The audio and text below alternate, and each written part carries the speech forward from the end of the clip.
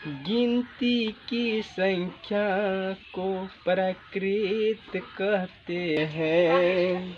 Zero शामिल करने से पूर्ण कहते हैं। जीरो शामिल करने से पूर्ण कहते हैं। 2 से भाग लग जाए तो शाम कहते हैं। शेष बच जाए तो विषम कहते हैं। नमस्कार साथियों, आप सभी को हमारे चैनल में स्वागत है। और मैं आज बात करूंगा यहाँ पर प्राकृत संख्या, पूर्ण संख्या और सम संख्या और विषम संख्या। तो देखिए, प्राकृत संख्या क्या होता है, तो इसका परिभाषित किया जाए तो होता है गिनती की संख्या को प्राकृत संख्या कहते हैं। यहाँ पर देखिए 1, 2, 3, 4, 5, 6 ... ये अनंत तक जाएगा। उसके बाद गिनती की संख्या में जीरो को शामिल करने से जो संख्या प्राप्त होता है उसे पूर्ण संख्या कहते हैं। देखिए यहाँ पर पहले जीरो लिखेंगे, उसके बाद 1, 2, 3, 4, 5, 6 इस तरह से ... अनंत तक ये भी जाएगा। अब यहाँ पर है सम संख्या।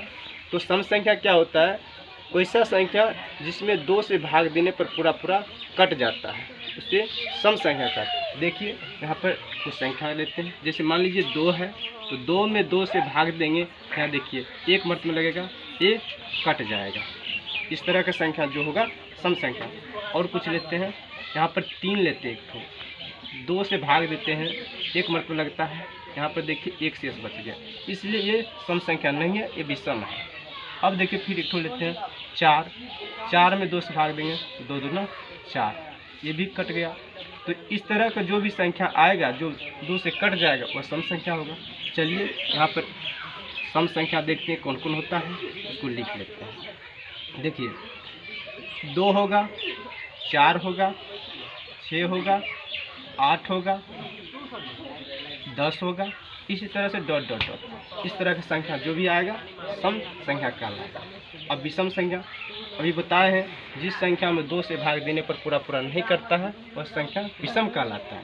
तो देखिए विषम संख्या कौन होगा, पहला नंबर 1 होगा, उसके बाद 3 होगा, उसके बाद 5 होगा, उसके बाद 7 होगा, उसके बाद 9 होगा, इसी तरह का संख्या आएगा, ये सब विषम संख्या कहलाएगा। इस सब संख्या में 2 से भाग देंगे तो यह पूरा नहीं कटेगा, शेष आ जाएगा, इसलिए इस तरह की संख्या विषम संख्या कहलाएगा। तो आज के लिए इतना ही है।